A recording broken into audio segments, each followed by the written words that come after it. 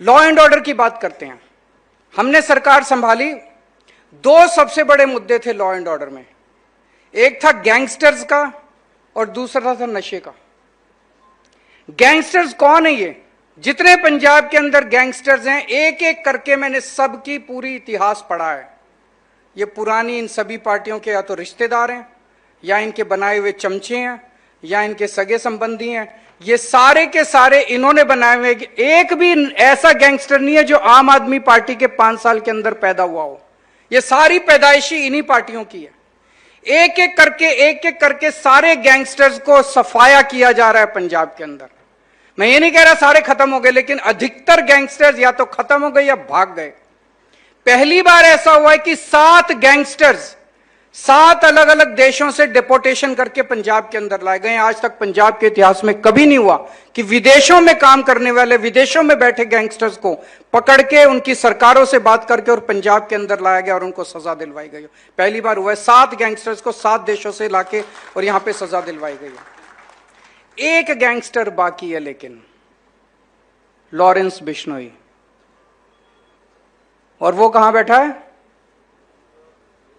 Sabarmati jail में, ED party का दामाद, उनके संरक्षण में।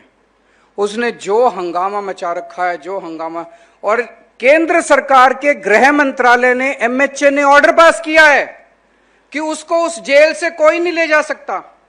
वो उसी जेल के अंदर बैठ के अपना पूरा नेटवर्क चला रहा है पूरी दुनिया में। केवल इंडिया में नहीं, पूरी दुनिया के अंदर।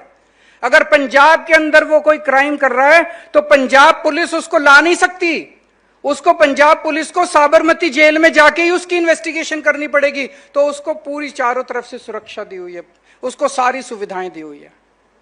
तो गैंगस्टर राज भी जो पंजाब के अंदर अब जो बचा है, वो ईडी पार्टी की देन है। लॉ एंड ऑर्डर की बात करते हैं। हमने सरकार संभाली, दो सबसे बड़े मुद्दे थे लॉ एंड ऑर्डर में। एक था गैंगस्टर्स का और दूसरा था नशे का।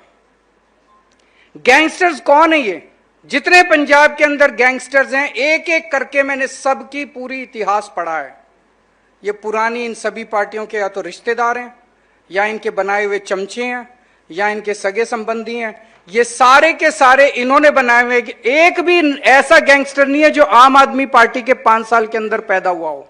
ये सारी पैदाइशी इन्हीं पार्टियों की है। एक एक करके सारे गैंगस्टर्स को सफाया किया जा रहा है पंजाब के अंदर। मैं ये नहीं कह रहा सारे खत्म हो गए, लेकिन अधिकतर गैंगस्टर्स या तो खत्म हो गए या भाग गए।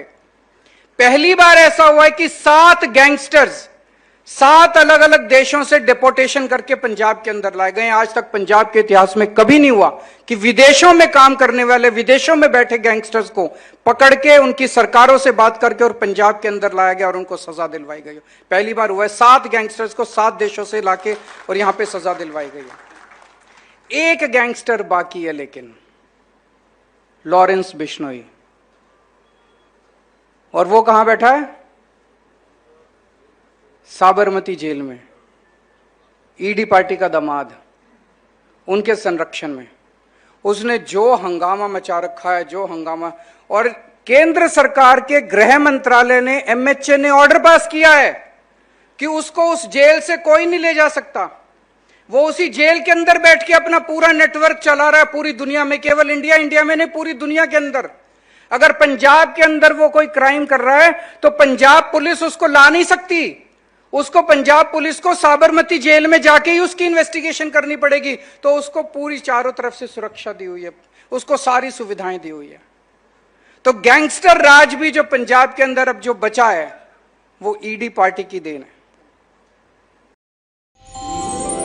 আমার দেশের স্বাদ গন্ধ আমার সবচেয়ে প্রিয়।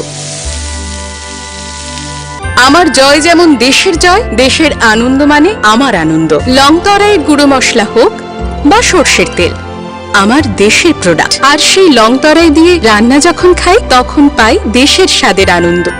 সবার সাথে সেই স্বাদের আনন্দ ভাগ করে নেবার মজাই আলাদা। দেশের স্বাদের আনন্দ লংতরাই। লংতরাই